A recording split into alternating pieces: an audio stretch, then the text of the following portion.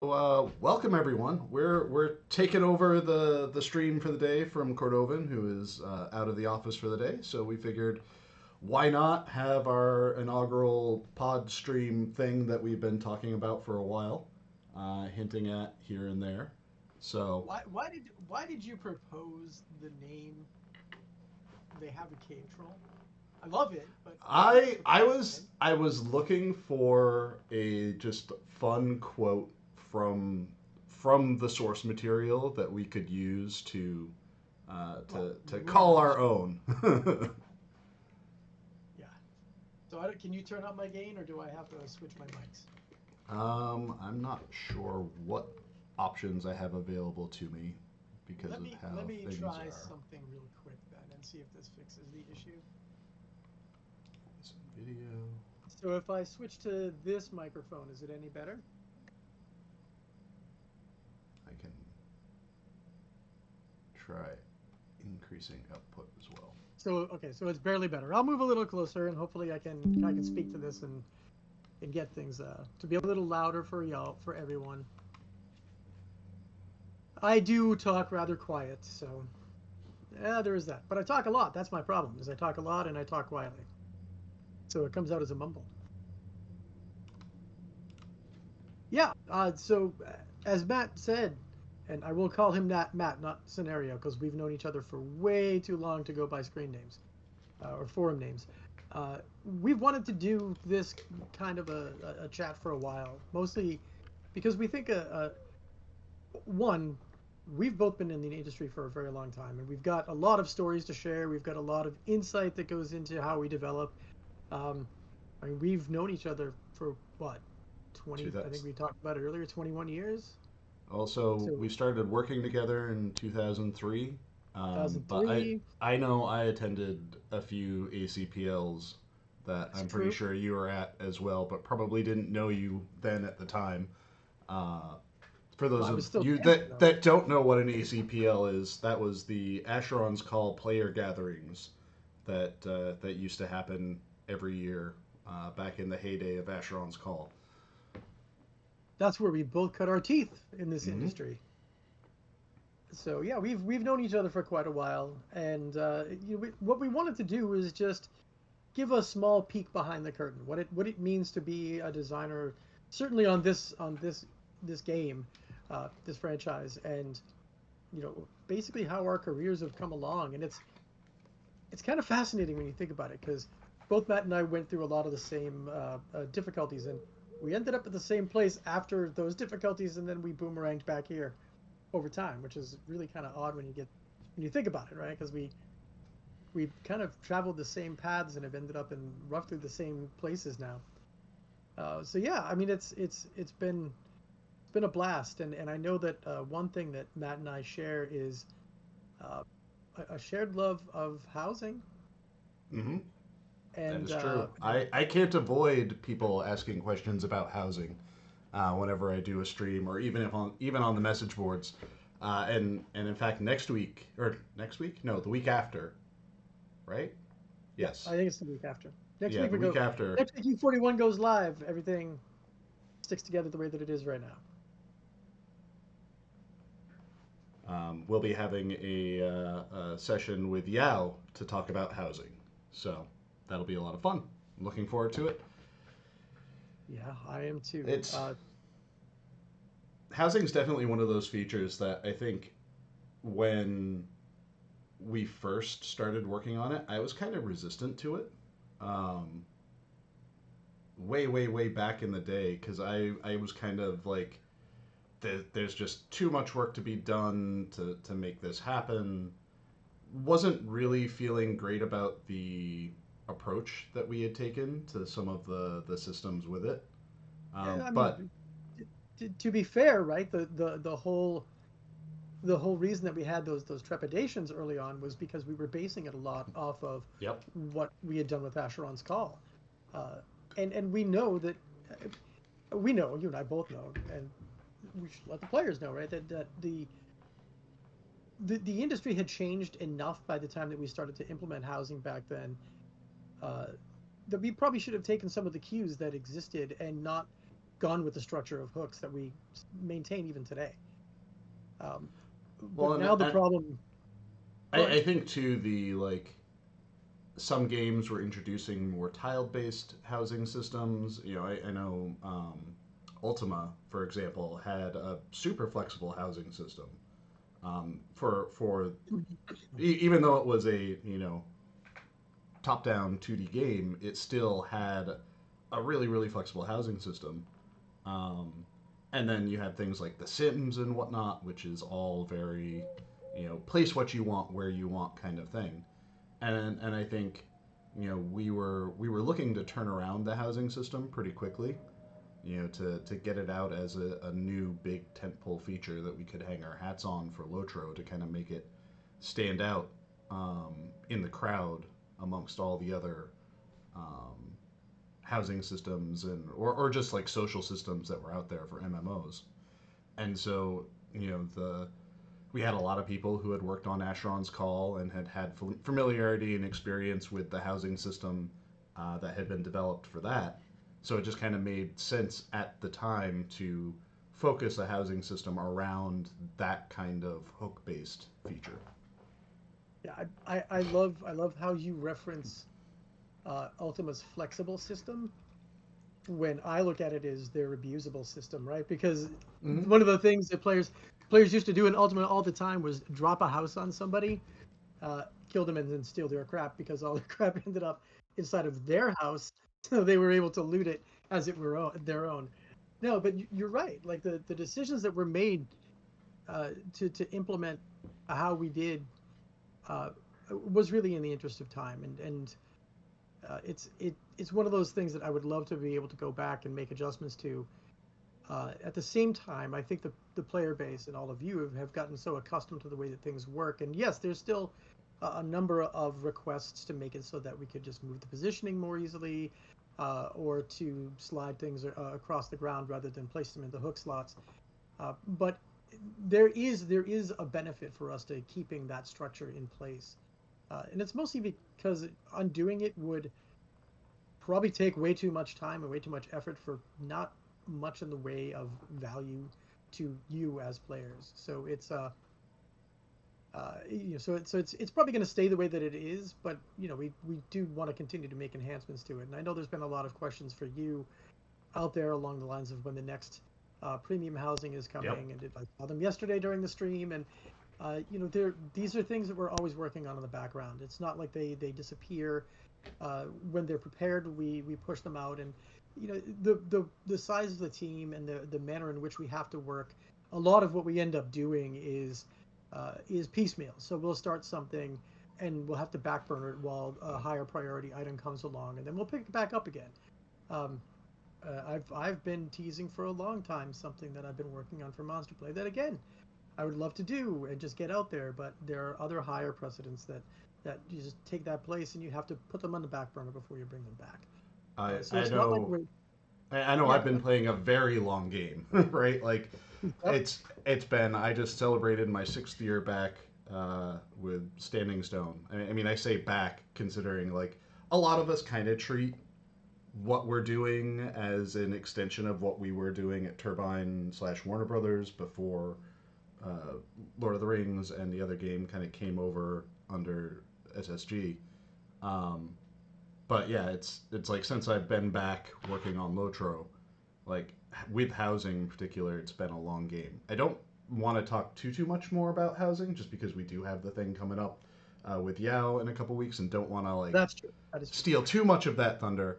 Um, but I think I've said before, I think housing is a very like long game kind of thing for us where like each offering that we make kind of moves us a little bit closer and a little bit closer to some of the concepts and ideas that both Alan and I have been excited about and Oh yeah.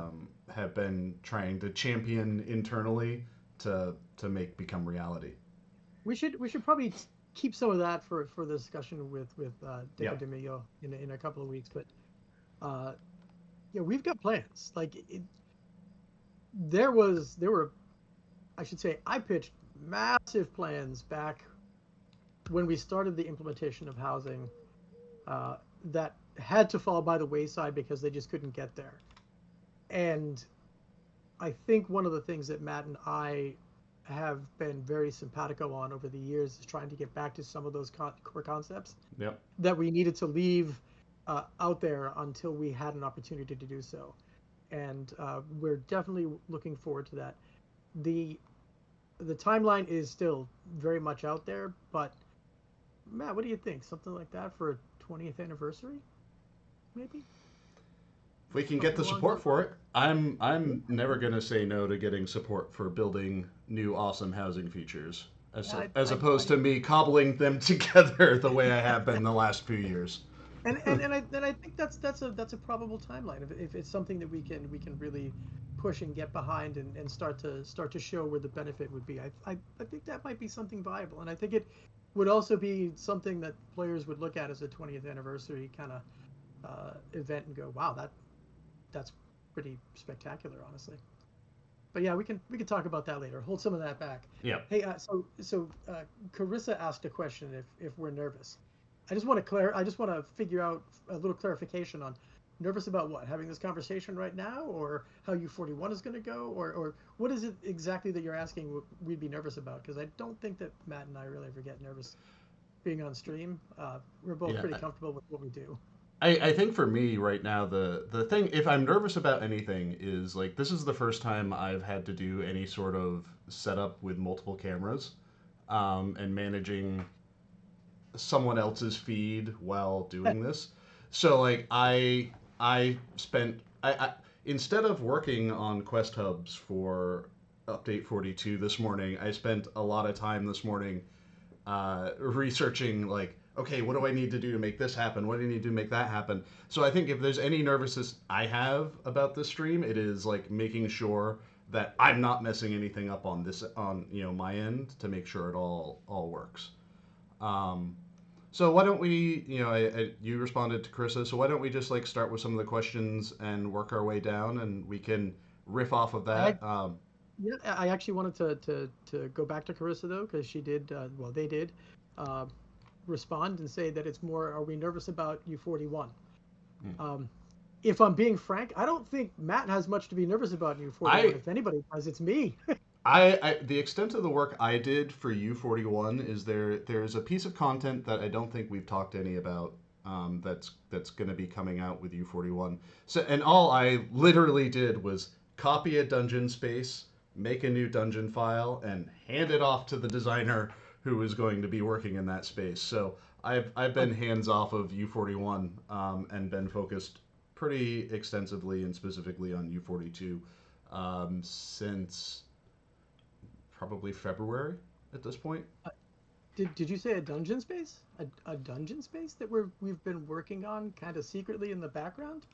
Yeah, yeah. I mean, we can't really go into too many details about it, but yeah, that's something that is slated for a little bit later on in the summer. We've kind of been keeping that on the down low, but it is there. Yeah, so you should be pretty worried about that, right? Whereas I've so the majority of the work that's going into 41 is kind of on me and on Code Furple, who is the developer who has done a lot of the integration work that you're going to see from the birding hobby. And we just got back one of our older engineers who assisted in getting that out the door. So, there's a lot going into 41. The hobby is in a good state, right? We had a decision to make whether or not we were going to push it out with what is currently there. If we went over the original document, there's a lot more that was to it. I initially had outlined grabbing the camera, putting it into binoculars, having you search the sky and have to line up with where the bird was actually passing over. Um, so there were a lot more and detailed pieces of this, but in the interest of time and the interest of getting something out and revisiting that at a later time, we looked at that. Now, I'm not saying those would ever be the end goals that we would get to, uh, but there were always notions of being able to see all the different birds in the world. We started to look at how many we had, and when we saw that there were over 600 that we were going to be able to get to, we realized that that was probably not something feasible in a first round of implementation. So we kind of backed off of that. the stuff that we're doing for Monster Play, the fourth profession that's coming out, all of that is it has been uh, a lot of my, like, I guess, pet projects for a while. The fourth profession is not really that. It was something that we kind of came up with that we wanted to put in as a quality of life update. It took a little longer than we expected. As we started to dig into the crafting system, as we explained last year, we discovered that the crafting system is a lot more has a lot more roots that are more like an invasive species of grass than something that is very easily tenable or pruned, right? So we ended up having to make some decisions of how to change that, how to fix that, and whether or not we ever revisit and change the way that it works is still an unknown. But getting the fourth profession out, we thought was really important. So yeah, with everything that's in there, I'm less nervous about the release because I think we are in a pretty good spot as to where it is. I think the nerves aren't there. No, no. I think we're pretty confident about where we're going on right now. I think we're in a pretty good spot. So On it, yeah, I think too with birding in general, like birding kind of represents something that I think a lot of people who have been on the team for a while really have wanted to see happen. You know, we introduced fishing as the first hobby, and after we did that, I think we always kind of felt like, oh, we'll do another hobby again at some point, and then it always just kind of became a, um, oh, we'll do it again. We'll do it at some point. We'll do it at some point. We'll do it at some point. And at least from observing the work that Alan and the rest of the team have done on it so far, it feels like the work that was done kind of positions us really well to kind of have hobbies be to no longer be a oh at some point kind of thing. It gives us, there's been work that's been done that is going to make it easier for us to introduce new hobbies in the future, which is exciting. And I know there are a couple of people that have had their dream hobbies kind of given a little bit more of a fresh breath of life, towards good way to becoming put it. possible Yeah, because of birding. there are three more specs. I have three complete specs on uh, three more hobbies. Again, we can't say when those would actually happen, but uh, the the the methods that we used to get birding out, if you haven't noticed, it was a lot faster, I think, than we expected to be able to put out the new hobby. Uh, it does. It gives us a lot more flexibility and capacity to put them together and to get them out in the world. And I will confirm that one of them would be something that was developed initially in the Shire. I won't say the word because that will then turn into they promised us this and we're not promising anything. But yeah, there are at least three hobbies that are spec'd. There are many more ideas I think that are floating around, and Code Purple is one of the folks that's going to be driving a lot of that effort in the future. Yeah, you had actually mentioned something that kind of might be an interesting bit to riff off of is the talking about things but not promising things, and that's like a fine line that we always kind of have to toe because there's a lot of stuff that we're excited about. We have a lot of ideas, and it's Oh yeah. always really hard to talk about our ideas without them kind of becoming canonized in the minds of the players. Like if I talk about, oh, I'd love to do like a new region. I think something that keeps coming up is, every so often I've talked about, alternate leveling paths, an alternative to Moria, and it's always tricky to like talk about it, but also try to make it clear that there's a difference between talking and implementation. and Oh yeah. and just because we talk about things doesn't always mean that they're either like coming up immediately or they're even like going to become a reality at some point. It's just something that we're like, we've got these awesome ideas and we're excited to talk about these awesome ideas. I But mean, how many times have you and I come up with what we thought was an absolutely brilliant idea? Pitched it, got people to buy into it, and then we realized this is really only feasible in a different engine or a different game or a different spot. I mean, it happens or just all the in a time. different time period when we have more Yeah, time for it. yeah, yeah. I Like, mean, I that's mean, some of the stuff that we were talking about with the housing system, like you've had stuff that you've pitched. I had something that that probably 2 or 3 years ago, when we were trying to figure out what to do in an expansion pack, you know,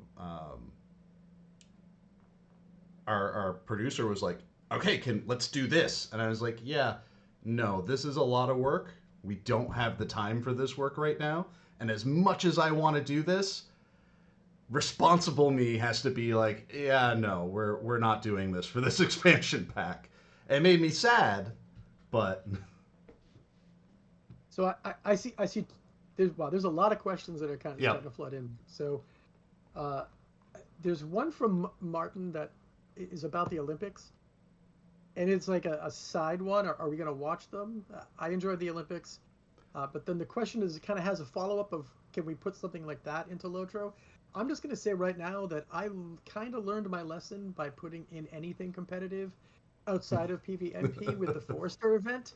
Uh, I, while I think something like that is uh, maybe desired by a subset of players, that seems to me like it might be something better suited for kinship competitions, if that makes sense. um, Yao has a good question too. I'm going to go back further, but I want to start with that one. okay. Well, and there's one that I'm looking at that's a little bit higher up as well. That again Let's go with is yours. about to. When we answer that, that'll be a bit of a nostalgia bomb question too. Oh um, no. so Epic Games, way back at the beginning, said that Mordor was fun yesterday, um, and do the rays teleport people away as an ability? And That is kind of a nostalgia bomb. yeah, because internally, so again, we're going to go back to Asheron's Call, where there was this concept called portal storming, where the game would literally, if there were too many people in one spot, the game would be like, too many people, you're out, and it would just yank people, a random subset of people out and deposit them at locations around. And from my understanding, we're kind of sort of doing something like that with the ring raids as well. Yeah, it is. It's very close to that.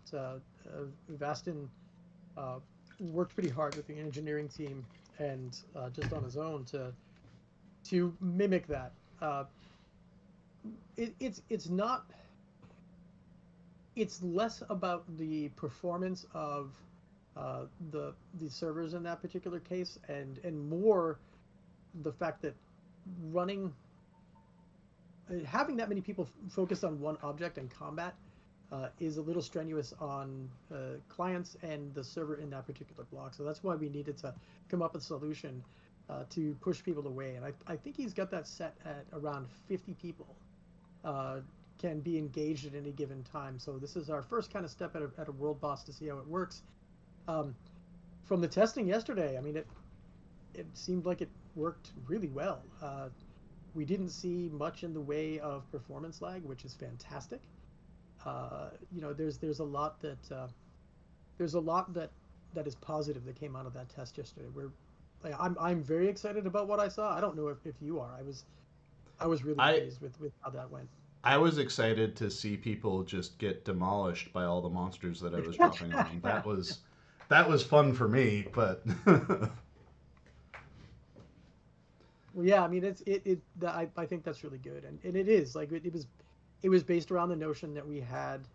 Uh, it wasn't even a notion. It was based around the fact that with Asheron's Call, we knew that the client server architecture couldn't handle X amount of people in a spot at any given time. If I recall correctly, I remember one time in the subway of Arwick, uh, we had 214 players during one of our big events that were trying to move through the subway to get to different areas of the world to deal with what was going on. And that was I think that was the highest count we ever reached. And I remember Jot, one of the engineers, coming over at that point and saying, "We didn't crash. Wow, our architecture is better than I thought." I just remember that very distinctly. It was one of those moments where you realize that you're pushing the boundaries of what your game engine's supposed to do, and that was a game engine that was developed back in 1996, 1997. God, And 19. remnants of it still exist in this game engine now. That is also true. All right. So what's your next question that you want to answer going through this list? Oh, it was. Oh, no, I gotta find it. It was Yao's question. Um, what was the first thing that you and I worked on in Lord of the Rings? Well, I started my video game development career as a production artist on Middle Earth Online. So I was not a designer, I was an artist. I had gone to school for animation, had met some people through the ACPL, and that eventually led to having an interview that got me working for Middle Earth Online. And the first things that I did was I did a lot of prop work. So there are still things like wells and shields and whatnot that some crates, just random like prop stuff. Which hey, for 20-year-old's first job in the industry, I was like, this is the greatest thing ever. I get to make a bloody goblin shield. All right, this is cool. But nowadays, I look at it and go, why are you still using my old garbage? They don't look good. Um, but yeah, so that was not technically Lord of the Rings, but that's Middle Earth Online, which did eventually become Lord of the Rings, and there's a lot of kind of holdover artwork from that. And then went to work on Asheron's Call, and then came back to work on Lord of the Rings as a world designer. Well, we were just called world builders back then, and we're kind of in this weird amorphous, like, are we artists, are we designers? No one really had a good handle on that. But the first things I worked on when I started working on Lord of the Rings was Thorin's Hall, Ered Luin, um, Shire, parts of the Breland. So I feel like we all, when we were working on it, all kind of had a hand in everything. In those earlier areas, we kind of divvied up each area and kind of worked in smaller chunks of it. But I think Vale of Thrain was my first Lord of the Rings world design work. Um, what was yours? Uh, um, I don't think I should say, because I think it's probably something that most players really hate that have been around for a long time. Because I think it was Bogok, the spoiler warg Oh, in the chat right. room. Well, he's become legendary though. Like He he's is, no, he is, he is. I, that warg has caused so much trauma that people won't forget it. Probably the it's highest kill count in the game. No, I I don't know that. I mean I know people that like will specifically out level and go back just to kill him over and Just over to and kill over Bogok. again as revenge. Like you kept me from getting my level 20 no death title. Oh yeah, yeah. Ugh. And that was done on purpose because I came up with the no death titles too. Not everybody was a fan of those, and I originally had planned those all the way out to 50. Yeah, that ended up Well, behave a no no. They were like, no, we don't want to force people that long, and I was like, why not? They're like, well, instances, and I was like, yeah, you have to prove that you're this damn good in order to get through the whole thing. That was the other thing that I did was I don't know if you remember, but back when we first started working on Lotro, there was a question whether or not we were going to follow the which this is dating ourselves, right? But the new hotness of having instanced dungeon content. mm-hmm. So we actually had a pitch you had two pitches that went against one another for the public dungeons and then the private instance dungeons. So I think I think that really might have been the first thing was coming up with the counter pitch to the open world public dungeon space being the primary way of doing our more constructed and crafted group content. Well, And and that I first one think went big. I think that sort of concept has evolved over time too, because we now have the ability to do the like fully public spaces, public instance spaces, private instance spaces, and then we do have features that allow us to control how many people are in a given instance layer. So we could do something like Sarnar, but limit it to, you know, 20 players per instance layer. And then as soon as the 21st pops in, it spins up a new, a new instance layer of itself. So I think our usage of it has definitely evolved over time. And there are some that we lean on more, and some that we have kind of let go by the wayside. Like I think for us the world changing instances were really big, like Yeah. a big feature in our hat. And then over time, we've kind of backed away from world changing instances in favor of more like duplicated spaces. How many copies of Minas Tirith do we have, Oh yeah. for example? Because it while the concept of the world change happening in the same physical space is interesting, it adds like layers of complexity to that space that can make working in that space challenging. Like I think everyone's afraid to work in Archit right now. No one Yeah. really No, wants to no. do much of anything in Oh, Archit because it's got what like three different yeah. layers Three, happening and they're three or all stacked three on or top of each four. other in the same spot and Yeah, I think it is. Yeah, I think there's three or four that exist there now. Sorry, my wife is asking me questions. I told her that I'm on a stream, but she's just like, I need to know these things. But yeah, no, there's at least three or four different versions of Archer that exist, and nobody really wants to get back in there. It we really have kind of pushed the boundaries of what the engine can do though over time, which is I think pretty cool, and we are constantly trying to push it even further, right? Which is something that I think is important to do well, you to you were toying try to around get with people. the idea of a lobby system of sorts. Yeah, we fell just short of that. I mean, we both remember that, right? Like Yeah. you built out. We had the whole experience of being able to track how many points one side was earning. We Yep. had the different chat channels that existed. It's funny that just came up the other day in one of our internal discussions, right? Hey, what is this? What is this channel that is for? I don't see it anywhere in the Ettenmoors, but it's labeled PvP, and I was like, oh yeah, like that is from the abandoned PvP set that we had built out, which is now just kind of out there as lore, right? Like it existed. We were very close when we were playing it. We had a great time. It just was never deemed correct to see the light of day. So Yeah. we kind of set it aside.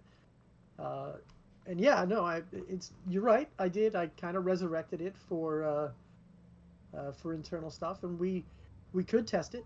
It's just that at this point, I don't think we want to fracture the player base the way that we would by setting that up. And there are some hurdles that we need to overcome. And I mean, one of the things I've wanted to do with the monster players since I got back is the ability to take them and create instances for them. But because of the nature of the characters themselves, they're not capable of being teleported into an instant space. They have to be teleported on the general landscape or into spaces that are, as you and I know, are the zero landscape of the world. So it's there are things that we're constantly trying to do. We're constantly trying to update and make better, and we get done what we can get done. Is really what it comes down to, right? Yep. Did want to comment on a question from Ninaris saying, she knows I or they know I wasn't involved in birding per se, and it was more of an Orion thing. How do I feel about adding more game systems that make use of the big, beautiful world that we've created? Uh, Honestly, it's exciting for me, and I hope you guys keep it up. So this is something like I am all about as long as the development impact is not considerable on me or the world design team. I am all about new features and systems that get people exploring the world. And this is actually something for 42 that that Alan and I have kind of talked about together and will be implementing as this concept. We have this concept of these big beautiful open worlds, and there's a lot of heavy content focus on specific areas, but we want to try to take advantage of the broader explorable areas as well. um, and I think with the tools that we're using that help us build these bigger, more beautiful looking landscapes, starting with things like Swanfleet and Cardelon, like those are massive, massive areas just like screaming for exploration. And with Update 42, the regions that we're building are fairly substantial. And as part of our conversation with the systems team and the content team, we've kind of landed on this concept of like core playable areas that are going to be kind of the focus of the content experience. And then these remaining kind of open explorable areas that are a little bit more content light but have more systemic stuff happening in them, whether it's just these are great places for you to go explore. um, they're places for you to hunt for your resources. They're places that have a tie-in to other systems and features that will be introduced as Reputation. part of that. You can Yeah. say it. You can say it. So I think for me, I'm really excited about building these bigger landscapes that we've been leaning into these last few years. And I know not everyone wants to have all miles upon miles of trackless land to explore. And I think we're trying to find that balance of like where can we create these big open landscapes, where are these opportunities to tie in more systemic content into those areas so that there's still kind of a richness to those spaces. There's a reason to go to those spaces, but the work that needs to go into them from a content perspective is a bit lighter, is not as demanding as a content dense area would be. So I hopefully think that kind of answers that question. I think you cut out there at the end, sadly. Oh, did I? What did I Yeah, just a miss? little bit. Everything before. I hope that answers the question. Oh, I'm not sure What? where I left off, but Yeah, it was. You were on a good roll. I was letting you go, and all of a sudden it just stopped. Sad. anyways, we're happy to have people run around in our beautiful landscapes. We love it, and aside from the stuck spots, it's all gravy for us. So there was a couple of questions about multi-tracking, which relates to crafting, uh, and then there was another question that we can't answer from you, Tix, that we're just not able to talk about right now. But the multi-tracking thing is again tied to the structures that the way that we do pretty much all the tracking inside the game is done in a very bespoke manner, so that we can't do them as, it's going to sound funny, but we can't do them as arrays. So you can't have more than one. You can have this or that. You can't have this and that and that and that. Um, Now, I press boundaries, and for the monster play, some of the monster play changes that we put in for U41, I've gone ahead and done something that is possible, uh, but is going to be limited. So there is going to be a known issue with the bounties when it goes live. That when you are on a bounty or you're on the quests that are out in the Ettenmoors that enables you to be seen on the minimap, you're going to show up as a warband. I'm working with our engineers now to fix that.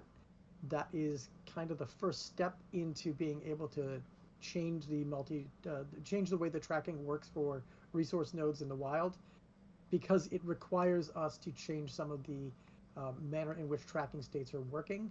So we might be able to fix that uh, sometime in the future. It's not going to get in for U42. I can tell you that very plainly. There's no way that that gets in for U42. It could be an early next year thing or maybe a later next year thing. It's just depends on how difficult it really ends up being, and whether or not it's something I can do myself. I'm starting to play around a little bit more with the code, but there's so much that you can do wrong when you're in there. If you're not specifically familiar with the way that we do all of our coding in the background, it's usually safer to let those who have that expertise to do it. So I'm not really going to monkey around where I should not be monkeying around. And anything that I do, I have to get approved anyway. So we'll see what ends up happening. So there's a question from the questing dad asking if we will see world bosses on current servers at some point, which is an interesting question considering some of the specking that I've done for my current side project that I'm not going to talk about. Kind of leans towards the concept of world bosses, at least for the area that I've been thinking about. But again, these are ideas, not actual implementation. um, Yup. Although I mean, I think we can say so. Part of developing a game this old with the resources that we have and the time that we have, I think it's fair to say that birding is a good example of this. We have solutions that we really want to do or implementations that we really want to achieve, things that we're striving for, right? The I often refer to it as the Cadillac solution, right? This is the ideal that we would like mhm. something to be when we implement it. um, while we don't use Scrum methodologies for the stuff that we do, like some companies do nowadays, uh, I like to think that what we do is the incremental advancement on these things, right? Uh, it takes us longer because uh, there are a number of deliverables that we need to meet in order to one satiate the appetite that our player base has, because you are a voracious player base that chews through our content faster than we can possibly put it out. Uh, and we need to meet that and at the same time try to keep up with anything that we're trying to do. So I think what you can see or what you can derive from some of the implementations that we've been going through, the uh, some of the pieces that are being built into the legendary server for Mordor and Angmar are stepping stones that we can then utilize to put into the main game at some later time, that we can have a more constrained understanding of the pitfalls that we're going to face by implementing those into a much larger server overall. So that I mean that's a nice way of saying iterative, where we design iteratively, and the iterations uh, give us a much better understanding of what we can do to avoid the system collapse later on, right? So it's not beyond the realm of feasibility that there would be some kind of world bosses on the main servers at some point in the future. It's just not we're not there yet, right? We're not there yet. There's still more testing and more implementation and safeguards that need to be integrated before we could really do that. Well, and I think we have some systems that have kind of toyed at the idea of world bosses. You know, things like the roving threats are kind of sort of Ro- world bosses. yep. Things like the war bands are kind of sort of war boss or world bosses. So I think we've, like with a lot of things, there's like baby steps towards those things.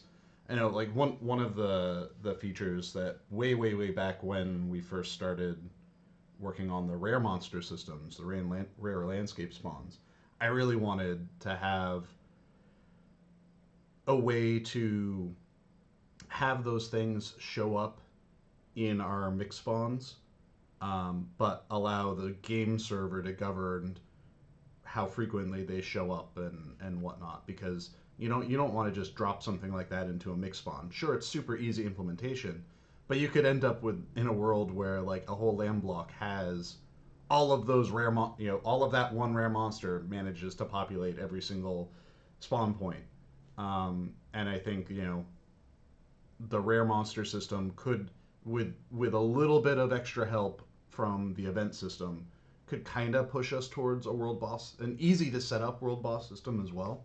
But time and patience and developer support, those are the things we need for a lot of this stuff. So Uh, Sam Burke asked, coming from Legend of Zelda, where are the ceramics and why can't I destroy it for loot? That's DDO. That's not Lotro. There are the world here is more interactive than destructible, but DDO gives you that experience if that's what you're looking for. There was another question of do all the Lotro devs work on DDO? No, nope. we are two separate teams.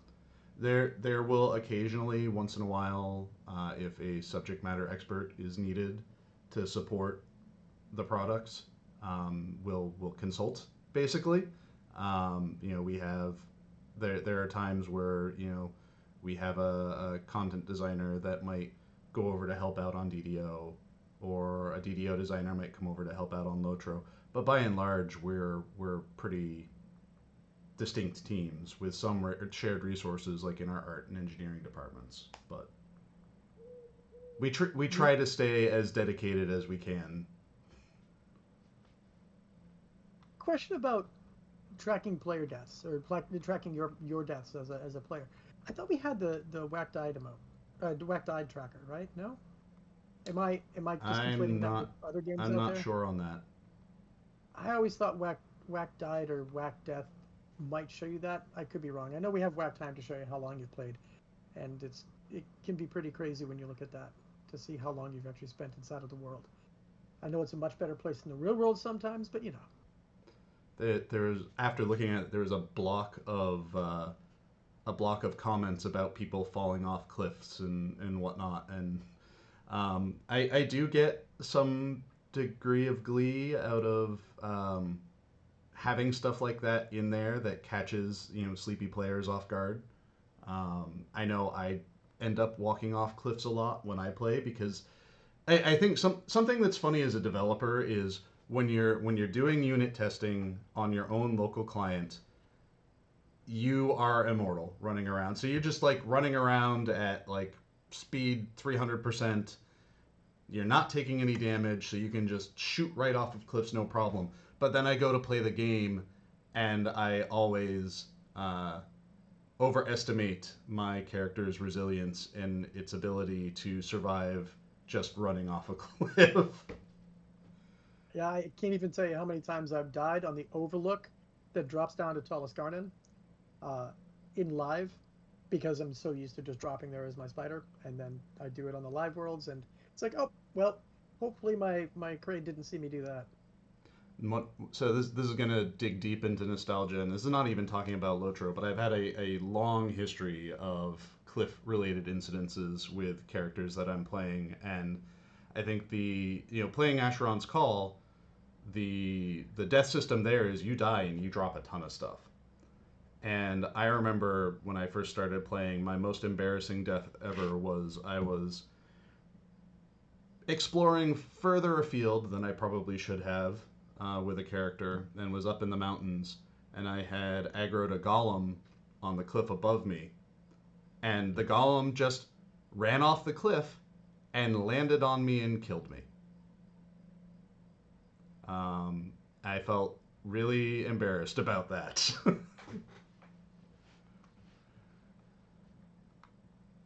Let's see. Sorry, I muted myself. I said I can imagine. I've done so many similar things. So there are a few people that are saying they miss Floyd and DeWitt. I don't. I actually don't know the story behind Floyd and DeWitt.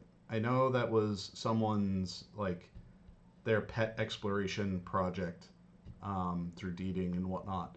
But I actually don't like. I've never done those deeds. I've never completed those deeds, and I don't really know the story behind him. But I know that he's like the two of them are fairly popular, recurring characters throughout different regions.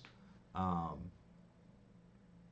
if we could find a designer who who is endeared to them as the original designer, it might make sense to gently encourage a revival of them, or Floyd's long lost brother Boyd. So there's a question in here about us giving more information about the dungeon.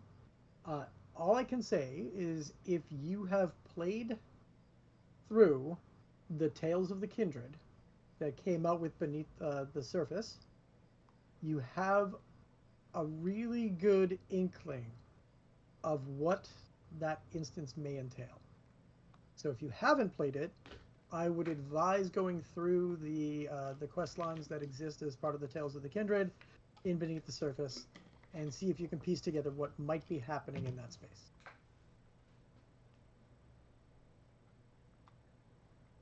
Let's see, a few other questions here.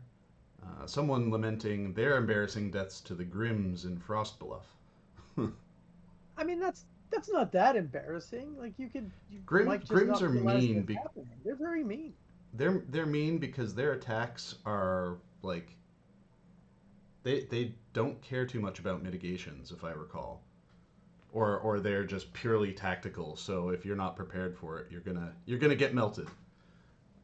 Oh yeah. So Druid's Fire asked, "What's one of your favorite bugs?" I mean, typos are always the best, right? The typos where you end up accidentally putting something really rude or crude into the game by complete accident because your finger just hit the wrong button. Most of the time, those don't make it to live. Uh, I still think some of the funniest ones are teleporter accidents. Mm. I still think those are The wrong appearance, and all of a sudden nah. your elf maiden becomes an eldritch monstrosity. Oh, it's horrific. Yeah. Something a little Lovecraftian right there. Oh yeah, it's glorious. That or now this one never saw the light of day, right? But I'm sure you remember the uh, the the spider toilet bowl that used to happen just outside of uh, Combe. Near, all right, you don't remember this. How do you not No, I don't. remember this? Okay, so right outside of Combe, there are the beehives that you can collect the honey from for, I forget who it is in Combe, but you can collect the honeycombs for them. And there was a picnic bench that was placed there at one point in time. And there happened to be spiders in a camp nearby that I think have been removed since that point. And what we saw was the pathing was so awkward there that the spider would run around the edge of the honey the the honey jars, the honeycomb areas, the beehives, and then it would circle in and circle in and circle in until it got on top of the picnic bench or picnic table, and then it would just spin in a circle, like it was circling the drain as it's being Okay, flushed. I don't remember that one, but in a R&D project that has never really been talked about, I had something similar happen between a troll and an elk. It was an R&D space, probably like the sixth time I've done work, done a whole new troll shaws. And one of the things we were testing out was some new AI behaviors and how things aggro on each other, and trying to make a little bit more physics based. And I was testing stuff in an area, and a troll threw a boulder at me. I dodged out of the way. The boulder hit an elk, and the elk just like beelined to the troll, and then just circle strafed the troll to death. That's great. I mean, it's funny, right? Because the AI system is so powerful in our game. I know it sounds weird, right? But the way that our AI is constructed, it's very powerful, but at the same time, it's very fragile. I remember when I put in Malavin in the Monster Play camp, there was because I flipped one of the friend types on her. Uh, all the orcs, warg, spiders hated her, so she would spawn in the world and it would just be Maligan has succumbed to her wounds, and it's like, whoa, what just happened there? And the entire tent was just aggro. It was fantastic. Um, the that was those are always really fun. They really are. There was a question that I would really like to answer from Doomy1992, when that's a terrible name, but yes. Um, the question is, can we get mounted combat goats or boars? All right, so I am fond of voicing my I don't want to call it disappointment or displeasure, of how much I really would love to be able to address and fix what I think the shortcomings of the mounted combat system are. It is not something that we can easily replace because of how much work went into it to make it go in the first place. The alterations that were made to the game in order to uh, enable it to work in the massive spaces that we have. And as Matt can attest, if we were to remove mounted combat as it exists today, there are just swaths of Rohan that would be a barren waste, because the world had to be built in such a manner that the combat could take place over 2 to 3 land blocks at a time. And when I say land blocks, those are just the bits that we use, qubits if you want to call them, of the spaces that we build inside of the world.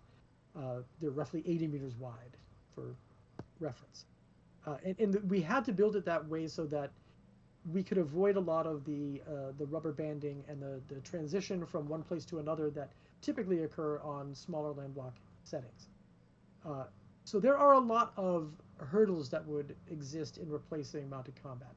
That said, it is one of the systems that we consistently look to and say, there is so much that we could do with this particular piece of the game that we never explored. Along those lines, things such as providing trait sets for the mounts, right? Expanding the cosmetic way that you can influence and change the look of your mount. There's a lot of meat on that bone, if you'll allow that colloquialism, that we could explore. The problem is, go on. I was gonna. It's actually kind of funny, like talking about that, because like at one point, even though I am not a systems designer, every so often I'll like run across something that frustrates me in the game, whether it's a world thing, a content thing, a systems thing, and that kind of inspires me to write up a mini spec. And a lot of the stuff that Alan's talking about right now are things where just like, I got these ideas, I got to get them down, and I showed him the document, and he's like, yes, I've been thinking about all of these things. Yep, yep, yeah. There's a lot, right? And the thing is that when mounted combat was really being developed, uh, Matt and I were both working on the PvP system that we were just referencing not that long ago. Uh, so we didn't have a lot of direct input in that until uh, the the the secret project we were working on, which we had internally named Sheep, or Grass. I can't remember which. I think it was Sheep. Um, that I don't we remember. came back, and you can blame me for this, because I was, when I got back onto the main team, I looked at the person who was doing all of the implementation for the skills that were being used for mounts, and there was nothing in there that was going to differentiate the classes. It was going to be, you don't get your skills, you don't play your class, you don't have any of the experience of being your class while you were mounted. And I I was kind of flabbergasted by that, I guess is the right word, because it didn't make that much sense to me that we would completely obviate uh, the whole notion that we have classes in the game, and make it so that you were just a generic warrior on a mount from that point forward. Uh, so there are ideas, to be clear. There are a multitude of ideas, and just like our player base, we have a number of disparate ways that we would like to implement those changes. Um, there are some people who absolutely love mounted combat. I don't personally understand it, but I know that there are people out there that love it, and we don't want to ever alienate anyone when we make changes to the game. Um, so we try to communicate as much as we can when those changes are coming in. And if we were to ever revisit and change the way that mounted combat works, there would definitely be a poll out there with an outline of where we were thinking of taking it, so that there'd be a lot of feedback that would come in from the player base before we would go ahead and make a lot of those changes. So we are just at the 1 p.m. mark. I don't think there's anyone coming back up. So I guess the question is do we want to keep chatting? I don't know what your schedule is like today, as far as meetings and whatnot goes. Um, I mean, I can continue to chat, uh, or we can maybe stop. we go Let's to see what. 1:30. Yeah, sure. Let's see if there's any more questions out there that people are looking to have answered. Oh, there's no shortage of them. There was one All right. from Eros 216 that says, "Do you build landscape spaces to fit proposed quest lines, or quest lines composed to fit landscape?" Mm. And that's half and half. The world team is usually always the first team on the ground building a space, and the content team often kind of relies on our vision and direction to inform what they're doing in terms of the geography of the region, and the stories they're telling that might associate with that. But there's also, on the flip side, as content is working on ideas, if what they want to do is not really reflected in the landscape that we're proposing, there's always that conversation we have like, okay, well, I need this dungeon space, or it'd be really great if we could have this series of camps or this POI here. So it's kind of a layered approach where it's like, our world team starts building the region and tries to, through our research and region personality and initial planning, inform the rest of the design team about where we're going, how we're doing, and then the content team, the quest writers and designers, will take kind of that information, layer in the things that they want to accomplish, and then if there are gaps in coverage as far as things to do, places to see, then the design team comes back to us and says, okay, great, we need this, and this. And then we work together to kind of sculpt the landscape to fit both our needs from the world perspective and the needs of the content team. Yeah, there's a very long process that goes into the implementation of everything that ends up in the world, and it usually begins with scoping where we're going from a very high level first, to determine like how we're going to make our way through the remainder of the world. Um, that process really begins with like a combination of Made Alliance and our main lore uh, developer, who ensures that we're not straying far outside of the bounds that we have uh, with the license. But also, now that we're in this new space, right, we're beyond the the immediate bounds, and we have to rely on the source material for the outlines, and we start to fill in the structure. We have the general understanding of what the world will be, and we work on you know like Matt was saying, his team really works on providing that. And some of the screenshots that they're sharing with us in the new regions are just amazing. Like I the, I the am super excited to show those off when we hit preview season. yeah, oh yeah, yeah. You should be, Like, because they're gorgeous. because I think our current plan right now is starting in September.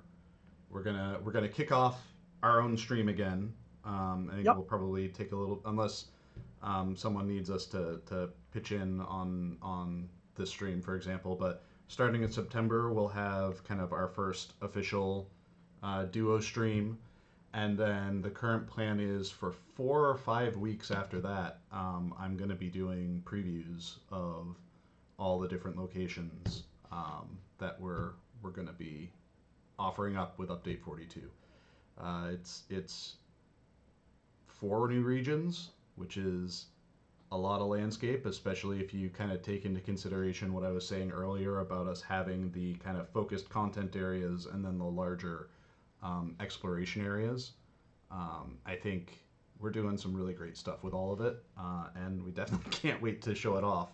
Though it's not something that we can very lately, very very easily show off right now because we do want to make sure that we're, marketing things correctly as well. Oh yeah, yeah. I mean, there's a lot of that too. In fact, I just had one of those meetings yesterday. Uh, the Shmoose has a question about what's the metric keys for defining new content that's ready to be shipped. I spoke about this specifically around birding a little earlier. Uh, there is a Cadillac solution, and then there's the hey, this is ready for consumption, and we see where we have to take it after that. Uh, we don't have the luxury of being a team of hundreds to get this stuff done. So we work at a pace that is pretty quick and get out what we can to satisfy the demands that we have on us. So yeah, there are things that you may look at and go, oh, this is half baked. It's not half baked. It's at iteration one, right? There will likely be more iteration over time to get it where we want it to be. We've already said that there will be 600 birds. The birds are going to expand beyond the bounds of Eriador. They will eventually go all the way down into Umbar and into Harad. Very likely, as we extend the world, they'll extend into new areas of the world, and we'll have to come up with new birds to put into those spaces. And over time, hopefully, we can continue to expand upon the hobby itself to get it to the level that we really want it to be at the end.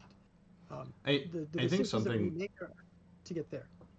Yeah, I think something Or, that's always a challenge for us is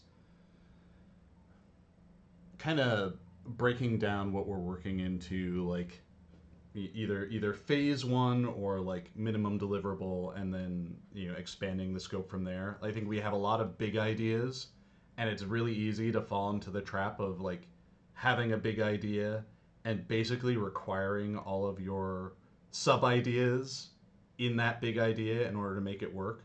And I think it's useful as a developer and a designer to kind of think of like what's your core critical path and what do I need to do to make the critical path good. Okay, I've got the critical path, it's good, it's done, it does what it needs to.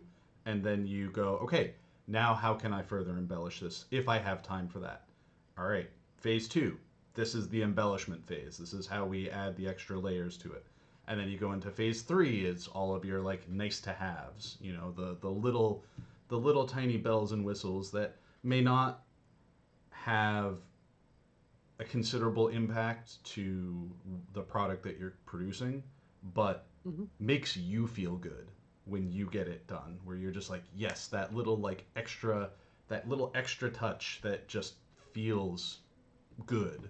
That's like how you how things should kind of be tiered out. And I think some of this is like both Alan and I talking as people who went from being very passion driven game designers to taking a break from game design and working in the world of project management for several years, even working together in project management for several Yep. years, Yep.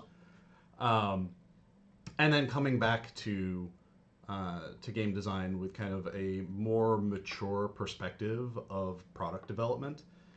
Passion is awesome.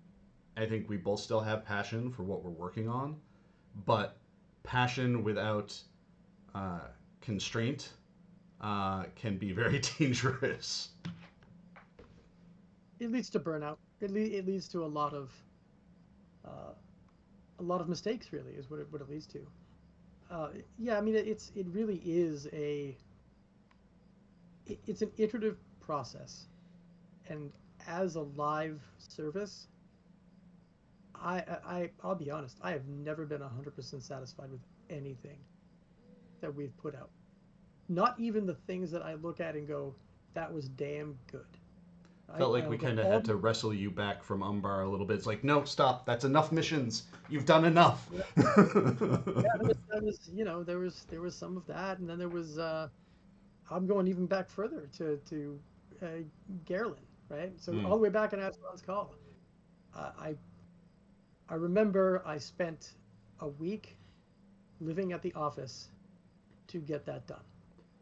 Yeah, I think we're all You different know, people now. We all have different yeah, responsibilities in our I lives couldn't compared to then. Like, I think back then couldn't it do was that. very easy for, someone who didn't have family or family obligations, didn't have a partner who was like, I want you to come home now. I think that that is a very different experience than what we have now, where we draw those lines.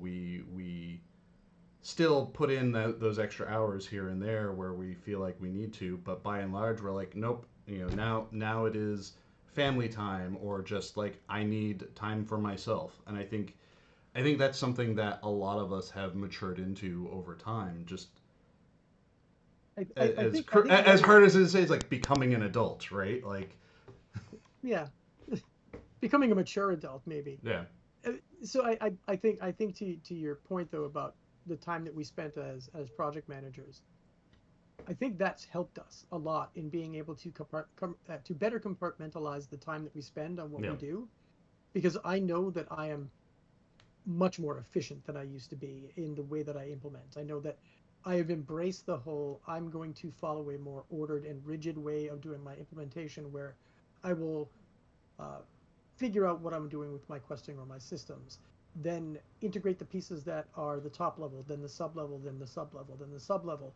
then retest. It's you just get better at how you manage your time and become more efficient in things the longer you do it. And I think that working in in that position where I had to get other people's work all lined up, kind of reinstilled in me how I had to do that myself. Hmm. I think that I probably output as much as I used to now in about half the time because I'm just more efficient about the approach and the methodologies that I use to get from A to B. Well, Uh, I think we have a lot of tools that help there's that too. change how we do that kind of work. Because like, I remember when I was world design lead back at Warner Brothers for Lotro, how like my day, I maybe had an hour in my day where I didn't have meetings. And I think we're I know you have a ton of meetings, but um, I think we are better at handling conversations through text chats and whatnot, and not requiring everything to be a meeting, because I don't think we'd be as productive as we have been able to be if we were still maintaining the same volume of meetings that we had Oh, back in the you're, day. you're you're not wrong. You're not wrong. Uh, there was a question about, have we considered what the new legendary servers might do to the community? Of course, every time that we open up a legendary server, uh, we're cognizant of the impact that it could have on the baseline servers. But providing something new for players is another way to offer up the game and to potentially attract new players into the game world. So I don't think we look at that as a negative. We kind of look at it as a net positive. Well, As and far as and regions, I look at it as a safer way for us to start working with our 64-bit technology for the servers as hmm well. Like, hmm these legendary servers give us an opportunity to like put them through their paces and see how well they work. Before we go, okay, these worked out well. Let's bring these over to our other production worlds, because like these are they're new servers. There is not as much history on them, um, and it's just safer for us to kind of incrementally do the 64-bit server stuff in this way, because that way, like, we wouldn't want to like put out a 64-bit server on all of our live servers and then have it go sideways, right? oh that yeah, just we don't that want to have doesn't to roll that doesn't back. look good. Yeah, But on a smaller subset of servers, it gives us the opportunity to kind of like see how they're performing, see how 64-bit server is working for us, see what metrics we can pull out of that for performance improvements. So yeah, it will like you'll have some players that play less on their main servers in order to participate on this server because it's something they're interested in and excited about. But having those servers provides a lot of value to the game as a whole for a variety of reasons. Um, Snowlock asks, yes. "What region do you want to do that you haven't had a chance to yet?" Let's Well, go. Make those promises, Alan. What are we making? What are we making that you want to make? I want to go to Rune. I mean, personally, I really want to get there. I really want to get to. I want to get. So one of the things I think is great about where we are now in the world, specifically now that we're heading into Harad, uh, is the story shift, Mm-hmm. right? The the story of Eriador, uh, and you started to see glimpses of this in the Corsairs of Umbar. The story of Eriador is really the story of the heroes fighting against the darkness. Now we're moving into the place where the darkness held sway for so long, and the people who are there were the oppressed. They're not given to the same, I don't want to say heroic proclivities because that's not true. They're still heroes in their own right. It's just what they see because they were always on the opposite side of things. I think are going to be really endearing stories for us to tell, and there is a very careful balance that we have to walk there, but I think that those stories are going to really continue to bring the wonder and mystique of the world forward. I mean, it's working with this license obviously is something that we're all passionate about and something that we're very careful not to overextend or to do any kind of disservice to it because we love it and we know that there are many people in the world who love it. But I think Rune is the area that I want to go to. But there are still areas I think I would like to explore that maybe a little bit smaller that we haven't touched in between the zones that we currently have. I mean, Like, so my answer to that question is going to probably be disappointing to people because I'm not going to say a specific zone or region that I would love to do.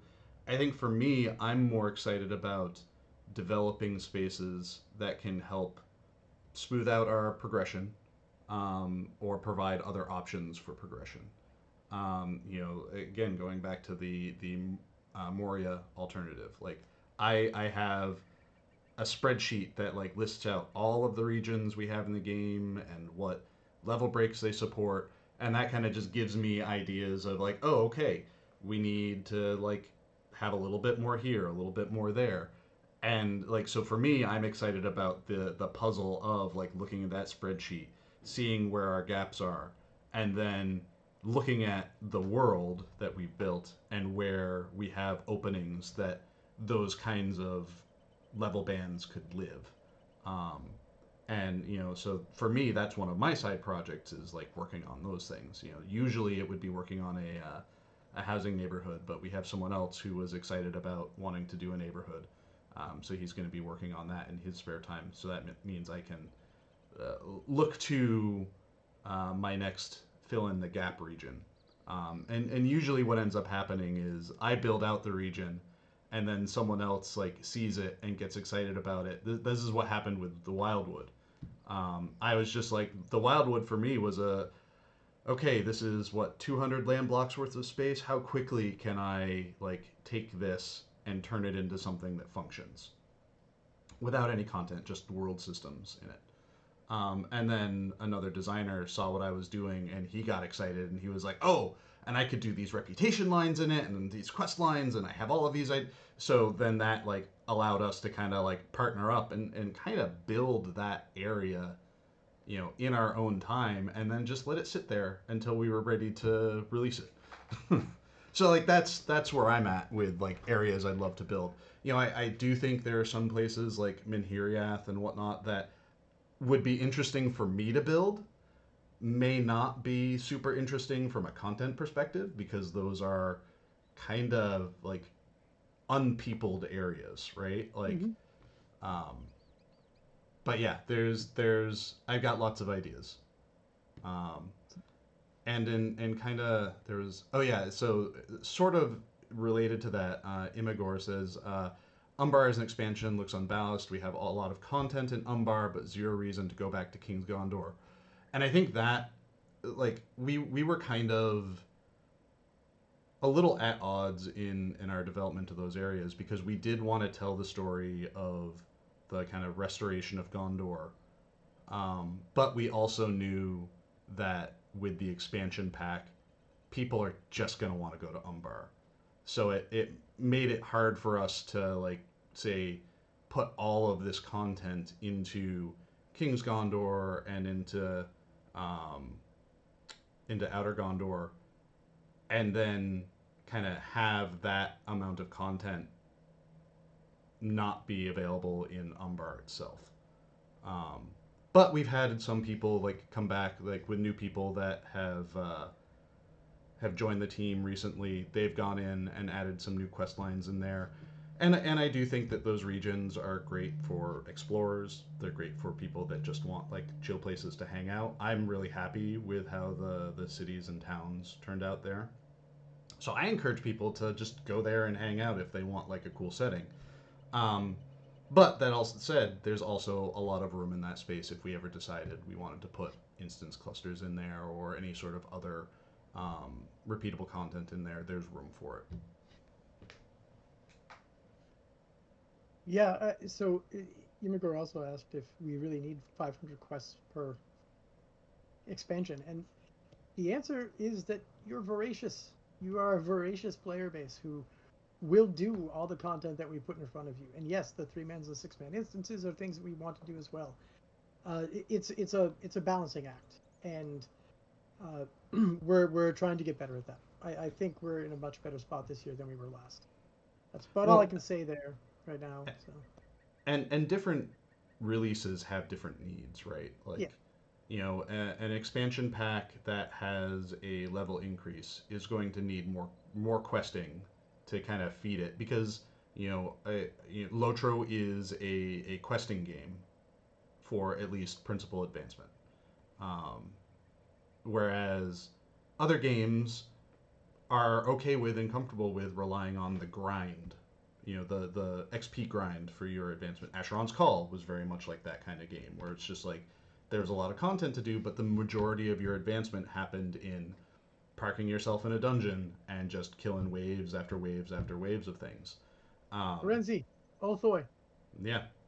Um, so for us, like we do have some expansion packs that are very very heavy on content because we have to give at least 10 levels of 5 levels 10 levels worth of content, and then we have some that are lighter because they they don't need that kind of content for advancement, and they need other kinds of content for encouraging continued play. Do asks, you mentioned Umbar having a very Italian Mediterranean feel, like the colorful houses. When we go further into Harad and past Umbar lands, will the houses not have those colors since we're going further inland and away from the sea culture? Um, I think colors will be different as we go. I think one of the pitfalls that we ran into in early development of the game is we were very focused on natural colors, having things look and feel like they would in the real world, and unfortunately, the real world is very brown.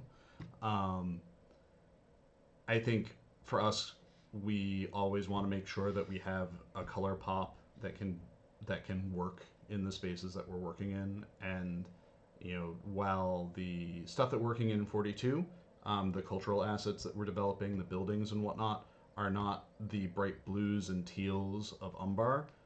They're still colors that pop and are appropriate for the areas that we're making. Almost more Moroccan, right? I think that we're kind of looking at from an influence Yeah. standpoint, not necessarily Well, exactly like, but more and of that, and more of that. and that palette. for some of the stuff in there, we're going a little brutalist as well. Oh, I well, yes, yes. There's definitely some.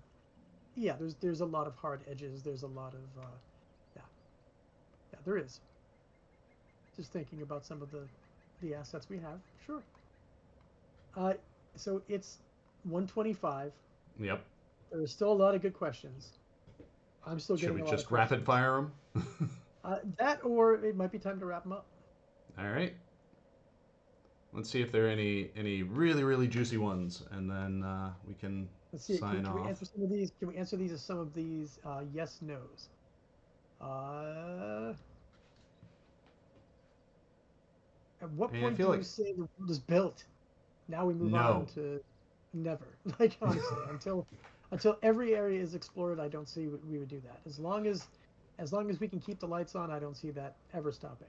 I mean, if the question is internal to a given landscape that we're creating, I think there's always the like, don't let perfect be the enemy of good. And eventually you have to hit a point where you're like, no, I can't tinker anymore. I shouldn't tinker anymore. We're this having these flowers just right is not ultimately important and worth the extra time that you're putting into it when the scene itself achieves what we want it to achieve. Um, so when we're building a region, we definitely kind of hit a point where like we're like, okay, this is good enough, and then can come back to it later if we want to do more work on it. A lot of these questions are hard. I think we're going to have to hold off on answering them until the next one. Yeah, I mean, I'm fine with that. It just gives all of you that have not had a chance to have your questions answered, at least the questions that we can answer, anyways, a reason to come back and hang out with us again next time we do this.